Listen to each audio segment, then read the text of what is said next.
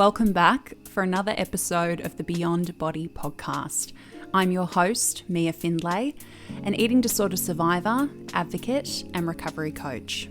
And this podcast is all about motivating, inspiring, and most importantly, getting real about mental health.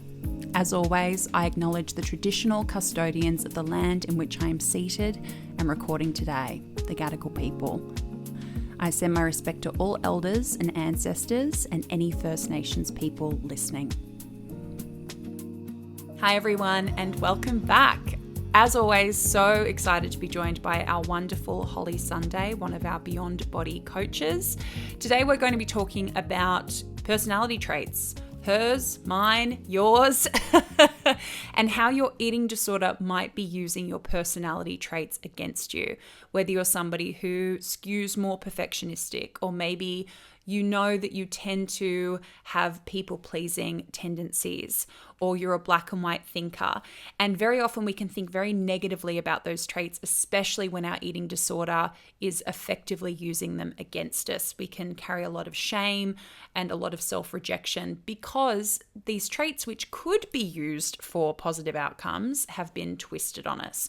So we wanted to talk about our experiences from our own eating disorders and recoveries, and also what we've observed as coaches about how to identify that your eating disorder might be using your personality traits against you, but most powerfully, how to reclaim those traits. Your personality, the things that make up who you are not inherently good or bad, but they can be used for positive or negative outcomes. And we, as always, want to be empowering people to view themselves in a way that means that they can get to more productive outcomes. So that's what you're going to find in the episode today. If you are listening to this episode, just know that we now have video versions of our episodes available on YouTube and on Spotify. So if you want to come and see our faces while we chat, please do come and check that out. I really hope you enjoy this one. I love doing these with Holly because we tend to then share kind of like the funnier, sillier side of, our stories in terms of our recovery and just our journey in and out of this process. So yeah, I hope that you're really enjoying them because we're loving making them for you. We hope you enjoy the episode. If you want to come and find and support us, I'll leave all those links in the description box below as well. So Holly, we're back. It is so good to see you. Tell me what you've been up to. Let the people know what your exciting life has entailed since they last saw our faces together. Recently, I've been living in Melbourne. I've had a bit of a shift from my usual surf beach life and having a bit of a city stint. Mm-hmm. I lived in Melbourne for such a long time, so it's been so beautiful coming back to this place that held so much of my story and held so much of my formative years. Also, I recovered mostly in Melbourne. I was going to say that's where we first got started talking. That's where you were. It's a super special place for me. I think I'm always sort of going to be pulled between these two ways of living, like love the beach lifestyle, but also love being a little city slicker and getting a croissant in the morning and like hearing a tram when you wake up. So just living out a bit of a city moment for the moment. I don't think I could do it forever because it's very different sort of, going to sleep in Byron Bay and you're hearing like the waves and like an owl hooing, and then you're like asleep in the city. And at 10 p.m. there's just like cue the sirens. There's like a bin truck and it's just so loud. I know. And so different, but I am loving it. It's so funny you say owl. Did I tell you that I rescued an owl recently? No. It was a barn owl. I was down on the south coast and it was super, super, super windy. And I was like going to get my rego done. I was half asleep and I saw when you think you just see, oh, that's just like a plastic bag flapping in the breeze or whatever. Yeah. And I was like, these are like 100-kilometer winds. There's no way a plastic bag is going to be like sitting in the gutter. And got a closer look and it was this beautiful barn owl, like with the white face and the little beak, and it was injured. And we had to get it into a box with we have a fire down there. So we had our big welding gloves, cause the talons on this thing was terrifying. But so beautiful. It looked like an owl out of Winnie the Pooh. And I was like, what is this kind of bird doing in this country? But there's so many of them apparently. And it was just stunning, like a feat of natural engineering. The symmetry on this thing, it was just so beautiful. They are so majestic, aren't they? I love that they have their life partner and they stay together forever. It's I know. very sweet. I know. What's been happening in your world? Well, so I just got back from America. I was on holiday for 3 weeks. I should say holiday because as we were just talking about off, the recording, it's, time for me to go and get myself an assistant because a holiday is not a holiday if you're still working. But it was beautiful. I got to catch up with Carolyn Costin in LA, which was very, very cool. I got to spend a week in Hawaii. I did get COVID halfway through and couldn't go to the Taylor Swift concert, which was, I won't lie, like one of the biggest disappointments of the last 10 years of Devastating. my life. So if anybody out there is like selling on their tickets for Sydney or Melbourne, I'm your girl. I No know it's chance. illegal to put up the price very high, but I will pay it. But the important thing was the time away and like resting. And I really believe sometimes those things happen because it's being decided for you that you need to really rest. And that's probably what I really did need. More than anything. But do you know what was the nicest thing was like how excited I was to come back to my life. Like That's one of the nice. first times I was really like, you know what, this has just left me with such a deep appreciation and gratitude for like how awesome my life is. Because my life has not been awesome the last 2 or 3 years that consistently. So it is nice to be back in a place where I'm like, no, you could not pay me to get on another plane and go away. Like I want to be with my people, doing my job, like in my home with my cat Lola. Like there is nothing better than that. And I don't think we can always be in a place where we can say that.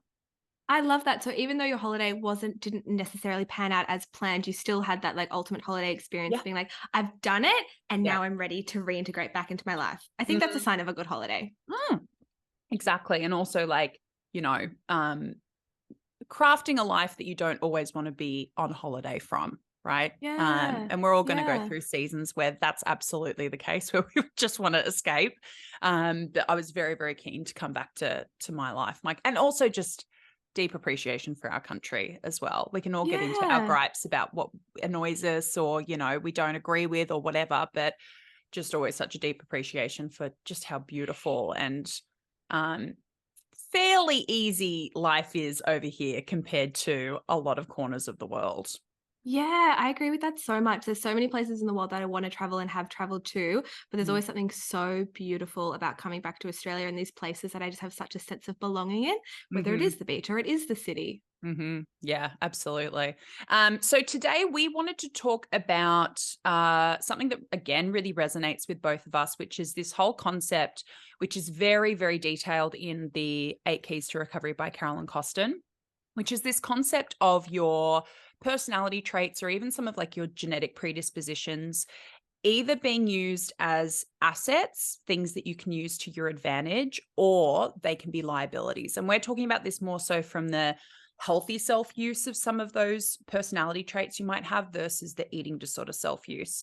So as an example to people, probably the one they're going to resonate with most broadly is going to be perfectionism. So that is a personality trait. And I like to describe it to clients as like a neutral trait.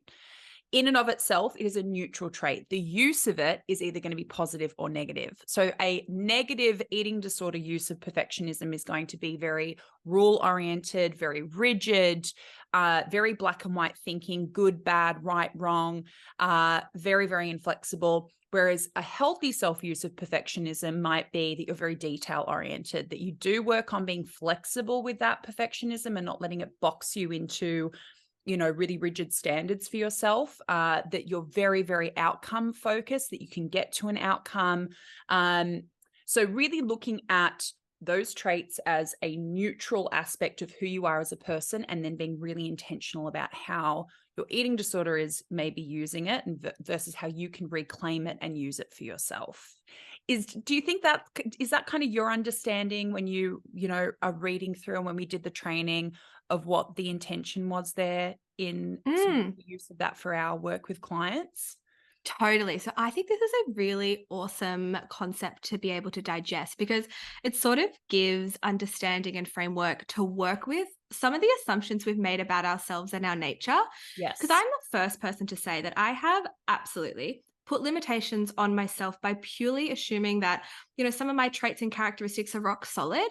Yeah. Like, for example, I could just be like, oh, I'm just an anxious person, or I'm just controlling or stubborn, without actually challenging if those characteristics could be evolved or reframed or transformed. Like, I've Mm-hmm. never sort of this whole concept gives us that ability, like you were saying, to look at them in, first of all, in a neutral way. And then you can sort of come into them with new eyes about how can my healthy self actually look like, actually use this. I think this is the cool thing about self-development in general, that it's not always about changing our external world, but rather learning how to actually work with our internal worlds. So what Mm-hmm. we're sort of like talking about here and today is how to actually start using some of these character traits that we might consider to be a weakness in a way that's going to support your wellness, evolution as an individual, and then therefore actually become a huge asset for your recovery. Yes, totally. Because I think the thing that you touch on there that's so powerful is that, especially when our eating disorder is using a lot of these personality traits against us, it then becomes a very shameful trait, or we feel a lot of Mm, shame or guilt about that trait. And so then we're persecuting ourselves for it versus that flexibility of, the trait in and of itself is not negative. It is the expression of it. It's how it's being used for or against us. So yeah, I think that's so important, and it contributes to that increasing ability to observe ourselves, which is so much of what I hope people are working towards in their recovery. Is that observation of self, is that ability to have greater awareness of our patterns, of of our traits, of our strengths, of things that maybe we need to develop, or we need to be more conscious that, maybe that just isn't one of my strengths, and maybe that's okay, right? yeah. Um, and being able to sort of not so much ride it as a wave of today I'm a good person, today I'm a bad person, today I like myself, today I don't, and more so just looking at it as data and going, isn't that interesting? And doesn't it make sense that I am that way or feel that way or believe that? So that observation Yes. of self, one of the most empowering things that you can work towards in the recovery process for sure. Totally. And you know what I think sort of reinforces these limitations we put on ourselves? Maybe you've seen this on social media, but it's kind of this trend where people talk about their like toxic trait and all Mm-hmm. these things. I mean, I'm sure we all have some traits that are less desirable than others, but I think sort of giving it that label, instantly you're putting it in like, this has to be a negative thing and it's fixed and it's not actually something that I could be utilized. But then sort of what we're talking about is when we learn to funnel these traits in Mm-hmm. a different way, look at them with a new perspective in a different environment, what does that actually do for our recovery? Yes. So on that topic, obviously, because we've both been through the process and we've both had the opportunity to kind of do a little bit of this inner work ourselves, and now we're extending that to other people. But for you in your eating disorder and recovery process, looking back, what do you think some of those traits were for you that your eating disorder started to use for its own purposes? Okay, so I think perfectionism was obviously a massive one that Mm-hmm. was huge for me, that I feel like so many of us can relate with. Mm-hmm. But a couple of others that were really big for me was sort of this ability, well, lack of ability to focus. It's something I had struggled with for a long time. And then in my recovery, my eating sort of really took advantage of this, because how it was showing up then was that I would give up easily. I would give up trying something new, and I would often give up sitting in discomfort.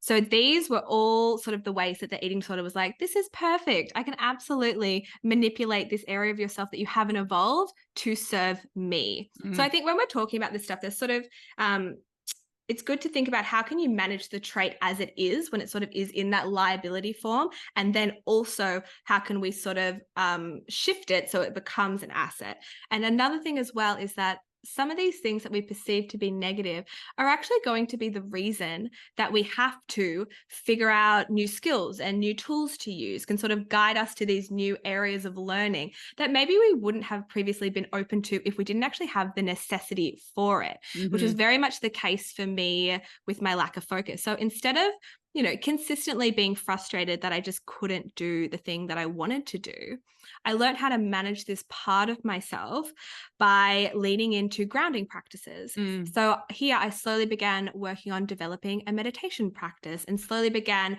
growing my ability to go for a slow mindful walk and stay present by focusing on one foot in front of the other. So it was really because of this trait that I was actually opened up to the world of mindfulness, which has been a very, Mm. very core aspect of my recovery and healing, and also just my, I guess, general continued relationship with self. Mm. It was also the way I learned not only to increase my ability to focus, but simultaneously increase my distress tolerance, which was very, Yes. very important for me to Yes, do. me too. So, what I really learned about myself when working to evolve this trait was that, yes, I struggled to focus on one thing at a time, but this often happened because actually just a really deeply curious person, Mm. and I notice a lot of small things. So, for example, I could get distracted in a conversation, but it's usually because my mind had been taken somewhere else with awe or curiosity, I guess, kind of in this like childlike way. So, when I use this lens of self inquiry, I could see this trait with new eyes. And therefore, I didn't actually feel as frustrated about it. Mm. So I It's think kind of from this point, endearing, the even yeah, that language change. Like, it's quite childlike and curious, and it's like, that's a lovely yeah. thing about me. Totally. Yeah. I love that I notice small things. So I Mm. think from this place of just having more acceptance about how this trait played out, it's been so much easier for me to see and explore ways to continue to witness it Yes. evolving, as opposed to it being like, you know what, this is just who you are and that's that.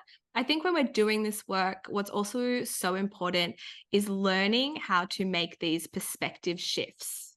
Because I think, like you were saying before, we can just get really stuck and frustrated in this Mm. shame cycle. But it's also because our mentality is that I can't change. So Yeah. if we were to shift that to, I am actually choosing to change, and talk to yourself in this language, because Yes. then you're moving from this mentality of feeling really stuck to this mentality of curiosity. Mm. What could I do with this? How could I utilize that? But until we're sort of talking to ourselves in that way, we can feel really stuck and limited by these experiences that we're having because of our personality traits. Two of my big ones were being self-reliant and being a people pleaser, which I don't like that term when we're trying to give it a neutral label. I'd probably say something more like compassionate or empathetic or whatever it is, which used for positive purposes, obviously a lovely trait, that we are empathetic, that we are compassionate, that we can read people quite easily, that we can pick up on sort of somebody's tension, or if somebody's maybe, masking something, and we can kind of get to the root of what might really be going. We might be that friend who's like, I know that you're telling me everything's great, but my instinct is that probably things aren't as great as you're presenting. Like, do you need to have a real conversation about what's really going on? But the way that I was utilizing it in my eating disorder, or the way my eating disorder was utilizing it, was essentially for me to have no boundaries. That as long as everyone else was okay, then I could be okay. As long as everyone else was comfortable, then I could be comfortable. Which then just means that you get so far down your own list of mental health hygiene and self-care hygiene that you're in big trouble, right? Again, neutral trait, something that we can all probably say we have some element of: compassion, empathy, but in what direction is it really spinning? Self-reliant, still a trait that I'm so grateful for. Again, pretty neutral. In my healthy self iteration of it, it means that I'm capable of so many things that I don't necessarily need to be told you can do that, right? Because out of necessity, a lot throughout my life, I've just had to do things to get things going and get myself where I need to be, and get myself out of tricky situations. But it does lead me, in eating disorder self sort of use of it, to being very, very isolated, to being very resistant to help seeking, to losing connection very, very easily, and then getting to a point of crisis because I'm not a natural help seeker, which we see a lot in our clients, that we are not natural help seekers, that we are very, very self-reliant. And it's not to say that just because I'm recovered, especially in the help seeking department, that all of those traits don't sometimes start to spin in a negative direction. It's my level of awareness about it that helps me to kind of get it back on track. Okay, I'm starting to see some signs that I probably would recommend somebody else. If I saw somebody else in the same situation, I would recommend that they reach out. My instinct is telling me not to. That's a red flag. Time to reach out. So I think that's the other thing to make clear. We don't heal these traits necessarily. We just become more aware of them. And all part of that personal self-development work that you're talking about means that we're more cognizant of when it's not where we want it to be, and then having strategies to get it back into a nice neutral, balanced spot. Yeah, I completely agree with that self-reliance piece. It's something that I've very much experienced as well. And I see in so many clients, and particularly sometimes how it can play out in clients is they'll really work on the skill of help seeking and recovery and kind of get to this point where like things are better. They're not great, but they're definitely better. Therefore, do I not have to help seek anymore? It's like, no. This isn't just something you learn for this little chapter of recovery. This is a life skill. Like this is really one of those things because you learn it in recovery and you kind of learn it like you have to actually reach out in sort of like this reactive way because like shit has hit the fan and it's not good. But then in, ideally post recovery, you're getting to this point of being able to help seek proactively and actually really who are my people? Who do I need to reach out to? When do I need to reach out? What does that actually look like? I think this is there's a million core skills that you learn in recovery, but this is really one of them that is super, super important. Yeah. I couldn't agree with you more. Like, in fact, when clients go into like the wing spreading part of the process, where we're testing out, okay, let's book in a session for like 2 weeks from now, then 3 weeks, then 4 weeks, all that sort of graduating towards being more self-sufficient. When things start to go wobbly, what have they stopped doing? They've stopped reaching out. I'm like, well, where's your email to me? Where's your dialogue to me? Like, how are we using our help seeking mosaic, which I referenced in our last chat together? And they're like, that was the first thing to go. It is the first thing to go, isn't it? Completely. And I think that spreading of the wings phase is such an important part of recovery because it's sort of like it's the training wheels kind of coming off, and a lot of new sort of narratives will come up from the eating disorder. Obviously as it's sort of like losing its space and the healthy self has gotten way stronger, but these narratives around being like, oh, you don't need help anymore. Yeah. You're not medically unstable, therefore you don't need help. It's like, whoa, this needs to be challenged a lot. Yeah. If I could kind of summarize why I think this conversation is so important and why this traits as assets versus liabilities will be so important regardless of who you are going through the recovery process, is because I will often say to people, and I've had to learn this over and over again post being recovered, when life kicked my ass constantly without break for like 2 years, you will recover from your eating, or you can recover from your eating disorder. You will not recover from being human, right? That we've all, when we're not going to get to this like perfect static state, and then that's going to be it forever. It's learning to be flexible and learning to navigate and learning to increase our awareness and take all those really core lessons that are so much bigger than the food stuff and the movement stuff and the body. This is the stuff that is going to keep you well long term, and this is what you can look back on and go, I'm so glad that I did that work. Yeah, it's great to be able to eat a food that you feared and feel nothing but enjoyment and connection with whoever you're around, but this, when life is really coming at you, this is the stuff you're going to be grateful that you took the time to pay attention to. Totally. I couldn't agree with that more. And I also think it's important to note that, no one is born with this flawless repertoire of the perfect human character traits. I think our differences, like they are what make us special. It's also, they are why we deeply connect with some people and not others, or the reason we are passionate about certain topics or laugh at particular jokes. I think, both your personality and your character, as well as your experience, like these piece together to be the sum of you. Yes. So obviously it naturally makes so much sense to have awareness around our perceived weaknesses and our strengths and how they are being used, because there is so much progress that can be made when we focus on reframing our perceived weaknesses and learn how to mature and funnel these traits so they actually can become assets. And that's not to say either that all our traits are going to be like super, super toxic and then they're going to be like the most powerful asset ever. It's about learning to manage them.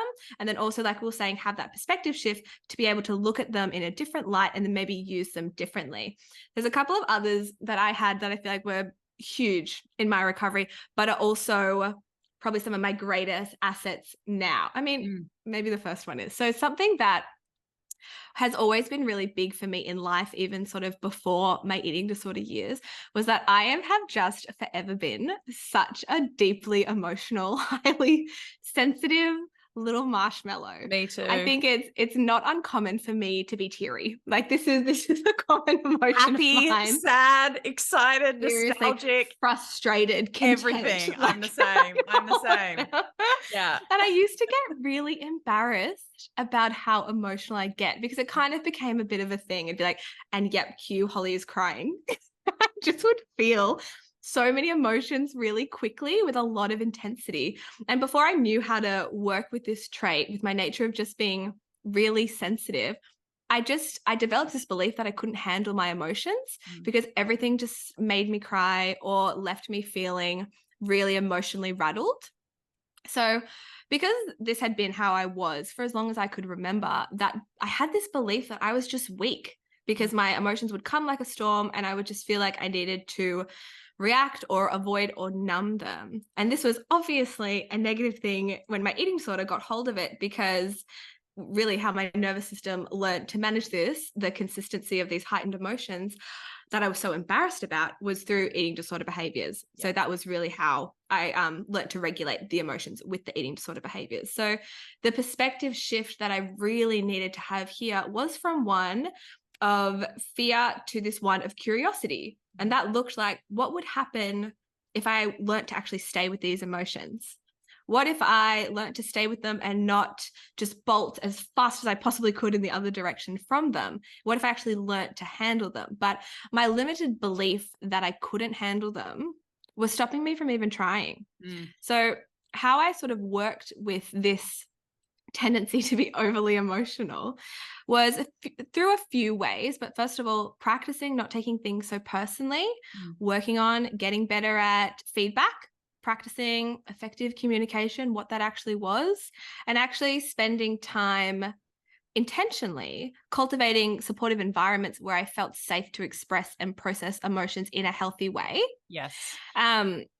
And I think when I was able to sort of do this stuff, I was able to look at my consistent crying habit, we would say, in this a way more of a positive way, because the same powerful emotions that I used to try to suppress are also the same emotions that really helped me connect with my intuition, which in recovery is a bit of a guiding light. It's also like the same emotions when funneled to serve my healthy self. They're the same emotions that have allowed me to just have like deep compassion for my shortcomings. They're the same emotions that allow me to feel really deeply and offer a lot of love for myself and also the people in my life. And I think that's who I am. I would never change that. So emotional sensitivity, I think a lot of people experience. But when I was able to learn how to use it effectively, and this is not to say that I cry any less, like I could think about a cute video that I saw 4 weeks ago and start crying about it. That's how I started my day at 4:00 this morning on TikTok. Like it's just like a sentimental playlist or something. And I'm just like, oh, I'll do this for an hour and just be like tears flooding the pillow. That's how I will start my day. Totally. And I don't think it's a bad thing. No.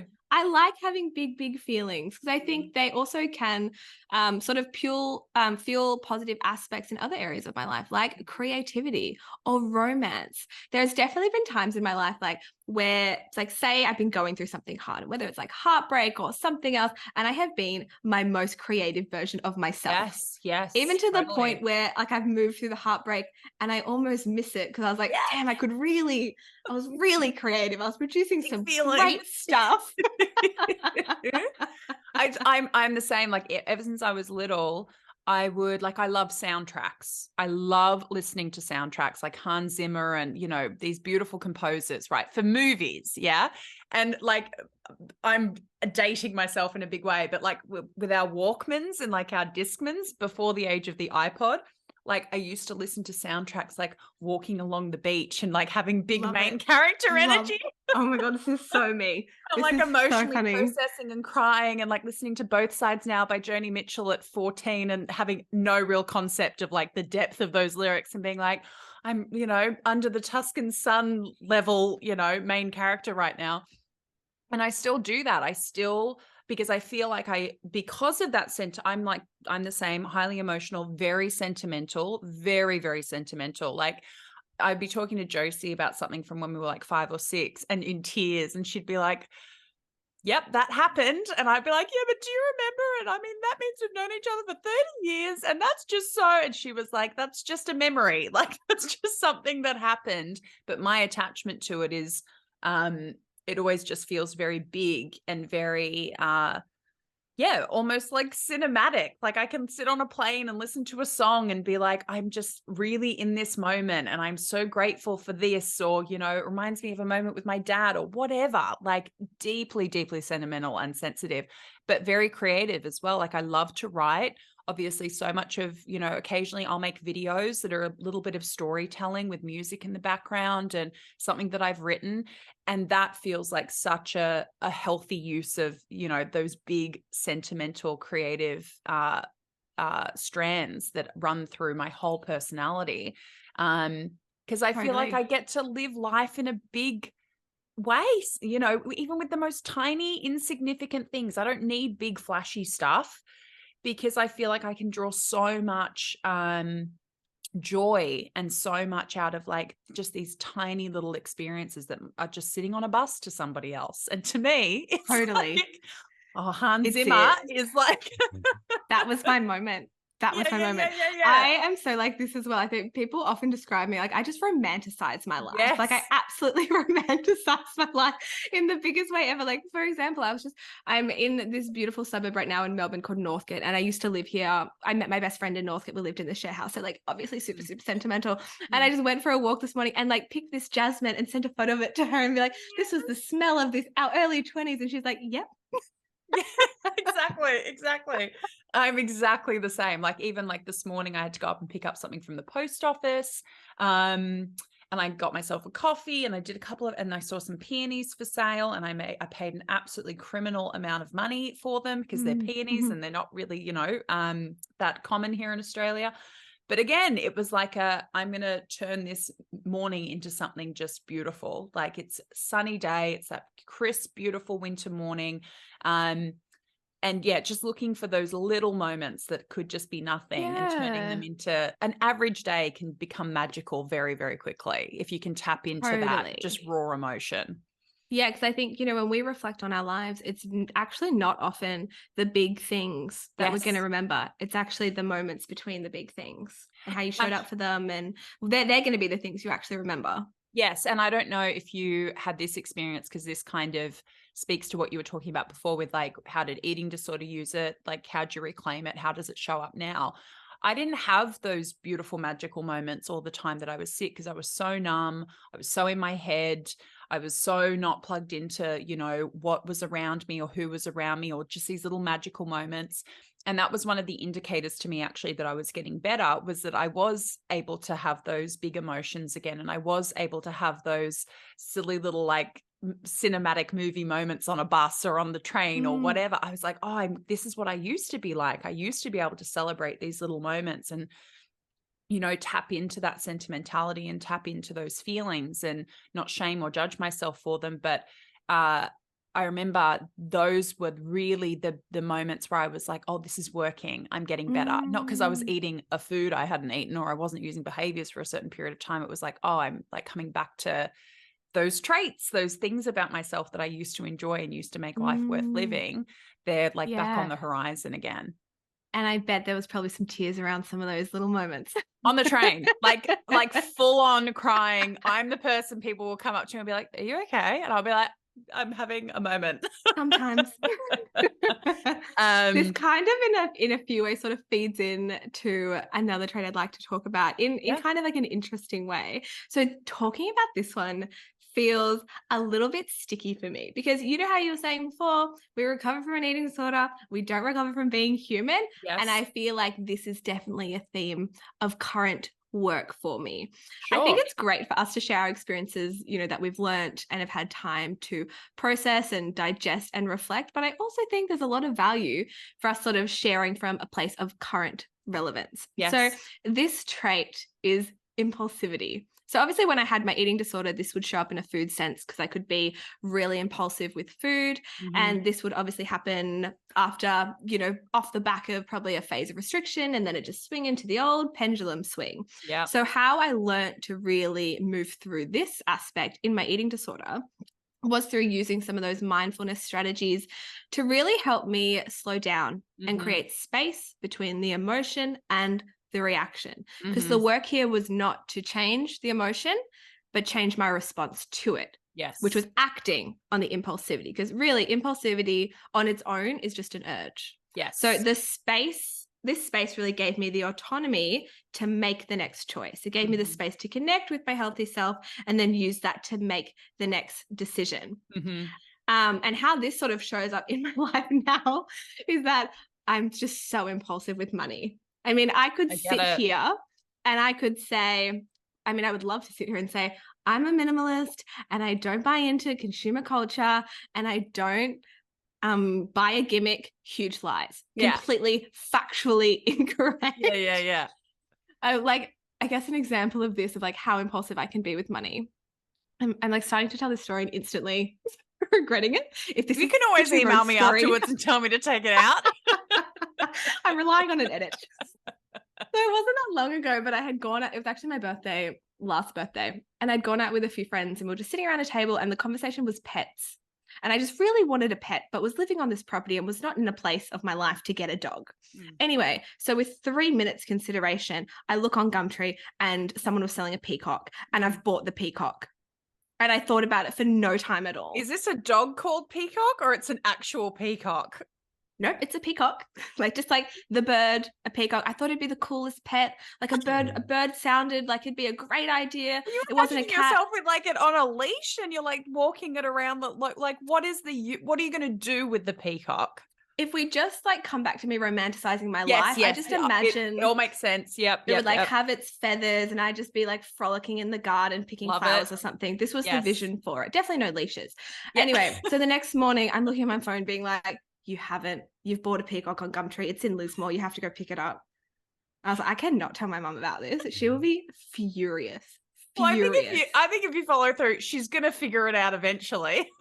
I know. And I was talking to my housemate. She's like, how are we going to do this? Are you going to put the peacock in the back of the car? Like, what do you mean? Anyway, did some research on it, kind of like weighed up the pros and the cons. Yeah. It was not something to do. So I lost the money. The person got to keep the bird. It was also not a peacock that had the tail either. Like it was only the males have the tail. Yes. And it was a female. Right. So anyway, this is the perfect example of having no space between the idea and the action. So now how I'm sort of in current time working on this is again sort of trying to create space between the idea, but then asking myself the question, is this a soul decision or is this an ego decision? Right. And usually the answer is pretty clear. Like, is this decision moving me forwards in my life or not? I mean, talking about this example, this one was more of like a wine decision, but which is impulsivity fuel. So I think that's such a powerful question to be able to ask yourself. Because one of those questions, if you ask yourself that, you're going to know what the answer is. And if it's an ego decision, but also I love that you're giving that language, because it's like, I think people can get confused because they're like, well, it seemed like a good idea or it felt good or whatever. And it's like, that's where that crossover between that true, I'm doing this for the right reasons. I'm doing this to nurture the part of myself that's coming from like a healthy place versus like ego, and like that short-term good feeling or numbing feeling or high or whatever you want to call it. Like if you're trying to discern which it is by saying, well, it feels good. Well, yeah, it can feel good to your ego, but not feel very good to your soul, right? Like it can great for you right now and not great for you next week when you've got this peacock and you're like, what am I meant to do now that like the high is sort of worn off, right? Totally. Yeah. Kind of like eating disorder behaviors, the ego, the short term of the high for the ego and the cost and the consequence to like that soul part of yourself in the long term. So I love that you're giving that distinction language, because I think a lot of people would be like, I don't know which one it is. I'm just thinking, well, it feels good. So why would it be bad? Yeah. And I think that question as well, it forces you to kind of inquire, oh, what is a soul decision? And then that makes you sort of think about, well, a soul decision is in alignment with my values. What do I Yeah. care about? What do I want for myself? Because right Yes. now it might be, I want this new shiny dress. But Yes. actually, your goals might be to save for experiences. Like maybe you want to go on a trip, and that's more important than actually fueling this desire in the moment. Yes. So this is sort of, again, it's like, you recover from an eating disorder, you don't recover from being human. We Yeah. all have our things. And I think something, we all kind of blab on about is that recovery is just this experience of getting to know yourself, Mm. understand your mind and your emotions and how you are showing up in the world because of your history and values and characteristics and experiences. So therefore, understanding, I guess, the value of your characteristics is Mm. such a powerful tool in cultivating a really beautiful life, because when no one is going to be perfect and we're not Yes. supposed to be. And that's not the goal. Perfect is boring. Be messy and authentic. Totally. Totally. I mean, yeah, absolutely. Because that whole idea of that's a very eating disorder idea of like, Yes. we're going to aim to be perfect. And then once we get into that body or to that outcome or whatever, that's how you're going to stay forever. No, it's like when my mum was talking to me when I was going through recovery and she was like, I was like, because I'll get to the end of this process and then I'll just, have perfected all these things that were imperfect and blah, blah, blah. And she was like, no. And I was like, and I'll never be anxious again and nothing bad will ever happen. She's like, no, I'm almost 60 at the time. And she was like, and there's still new stuff being thrown at me that I've never been, dealt before. And I've not known how to navigate. Like that is a lifelong thing. Get used to it. Learn ways to deal with that, not working on the, how can I, get to this static, perfect state. It's never going to happen. Because yeah, I would have to say that I'm impulsive in a specific way where like I'm a location changer, right? Like I'm a Sagittarius. In fact, I'm not big in star signs, but I do have a necklace with Sagittarius on it. Love a Or as Sag. a warning to Mhm. people, go and look up the traits of a Sagittarian, and you're pretty much guaranteed to get that from me. I am a Sagittarian to a T, and one of them is like adventure, on the go, want to be changing our location all the time. And that was really cute when I was in my 20s. Now that I'm in my 30s, it's not really working for me anymore. I have to really be conscious of that because it isn't actually aiding any of my current goals or like the state of where not only I want my life to be now, but where I want it to be in the future. But it is still a trait that I see as an asset because when it is a strength or it is something that I utilize in a positive way, it's again reminding me of like that self-reliance and that I am the captain of my own ship and that I get to determine where I'm going to be. But when it's used for negative purposes, which still shows up post-eating disorder, it's because I'm trying to get away from a situation or I'm trying to get away from something that's internal, something that I'm trying to fix my surroundings to fix what's going on in here, right? And the biggest catalyst for me working on this, and the phrase that I always come back to, is when I read this amazing quote that said, if you always believe that happiness is somewhere else, it will never be where you are. And I was like, that is me. That is me. So that's been a huge part of my self-development and personal development, is acknowledging that that is a lot of my instinct, is to pick up and put everything somewhere else, as opposed to sitting in the discomfort, sitting in the tension of you need to create something now for you to be able to experience the full joy and, result of it. But that's not going to happen right now. Right now, you got to sit in the shit and you've got to build the castle, but you can't live there right now.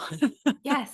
I like this is such, I love this. I agree with it so much, particularly that aspect. Like I'm very spontaneous as well, which can be a huge asset because I say yes to a lot of things. And I feel like I've had a lot of great experiences because I'm like kind of risk adverse. Let's see what happens. I don't know. We'll see how we go. We'll be able to pick up the I'll pieces. figure it out when I get there. Which is like, also like a bit of a problem sometimes because I also so agree with that, because we need to, and this is very much something that I'm learning being in my late 20s, that I need to stop putting the decorations on my life before building the foundation. I get it. I get it, because it's like, and especially as I mean, it's an age thing and it's a female thing. I don't want to, if that is somebody's lifestyle, I totally envy you, because that's like somebody in their 30s, that might work for somebody else. For my goals, it doesn't work with my goals. So that trait is incongruent with what my goals and what I want my current state of life to be. I'm not denigrating anybody who is my age and a woman or older and is like, I've lived my whole life, picking up and moving around and it works for me. That's great. This is more so in terms of what that soul decision, what is good for my soul, where do I need to be to make my life congruent with the things that I want and the things that I know keep me healthy. At the moment, that just ain't it, right? Totally. And it might be in the future, right? I can Yeah, definitely see yeah. myself country hopping and, back on the road when I'm post a lot of my, years where it's really necessary for me to be in one spot. But yeah, just wanted to kind of balance out some of that talk about, how we healed our traits. There's still stuff that's making us human too. Yeah, totally. I actually have found this beautiful quote that I feel like kind of sums up a Right. lot of these things that we've been speaking about. So this is a quote by Liz Gilbert, my absolute homegirl. I say that as if I know her. I obviously don't, but She's I got wish one I of my did. favorite quotes It's too, my, about my the Augustine in Eat, Pray, Love. I think I know the quote. I feel like I literally have quotes written down from that book. I must have read it cover to cover a million times. Ruin is a gift. Ruin is the road to transformation. That Mm, has followed me mm. all the way through. Like, I remember watching that movie. Sorry to interrupt you. Watching that No. movie just before I went to London. Again, running away from my problems, running away from my eating disorder. Guess what? My eating disorder booked a ticket on that flight to London and lived there with me. And hearing that quote and just tears streaming down my face. And then I read the book and I had the quote everywhere, and it has continued to follow me throughout my whole life. So I totally, as much as people are like, oh, really? Eat, Pray, Love? That it's like, it is Yes, really. It full is a of very powerful movie book. She is 100%. a prophet A in hundred. my eyes. Some of those things where you're just like, no one has put the human experience into that sentence before. Totally. Yeah. Just a quick note on this, Please. like even just her life experience is Yes. just incredible. Her Yes. truth, how she speaks about it, it's amazing. Yeah. So she said this on a podcast, and she said, the most peaceful people I know and the most wise people I know are the ones who have created enough internal space to be able to allow all of the parts of themselves to coexist despite the contradictions. They have room for their creativity, and they also have room for their fear. They have room for their dignity, and they also have room for their shame. They have room for the parts of themselves that are glorious and divine and wonderful, and they have room for the parts of themselves that are petty and jealous and ridiculous. They create this huge auditorium of a landscape inside of themselves. They don't kick any of the parts out, because guess what? You can't. Beautiful. I mean, isn't that just so special? And what I take Beautiful. from that is that you are you. So be you, and don't try to hide or reject any of the parts of yourself, but work to focus on the pieces of you that are glorious, and work Yes. to reframe and manage the pieces of you that feel ridiculous. Yes, I think that is so beautiful and such a great way to sort of summarize and tie up the episode, because that's the core of what I really wanted people to take away from this chat, which is that, especially our job as coaches, I mean, we're not therapists, so we're not going to get into like the deep, roots of where this stuff comes from. We can help you challenge the way that it shows up in your thoughts and patterns and behaviors, and, who you want to be next, and the goals that you are working towards. But I never want anyone to think that they're going to come to us and that we're going to say, all this good stuff about you, that's, honorable, and that's what we're going to retain and what we're going to work on. And all, the darker, messier, more ridiculous parts of you, like, we don't have space for that. We're going to heal that too. No, we are healing the eating disorder. And as you just beautifully put it in that quote, we're making space for the full mosaic of who you are, and giving you strategies to like make room for that, and to find self-compassion for all of it, right? And to be able to ride the waves of when we are more at our best and times when we are not. And I can tell you, as someone post-recovery who has been on some of the worst downs and some of the highest highs, if not for that work, I can't say that I would have navigated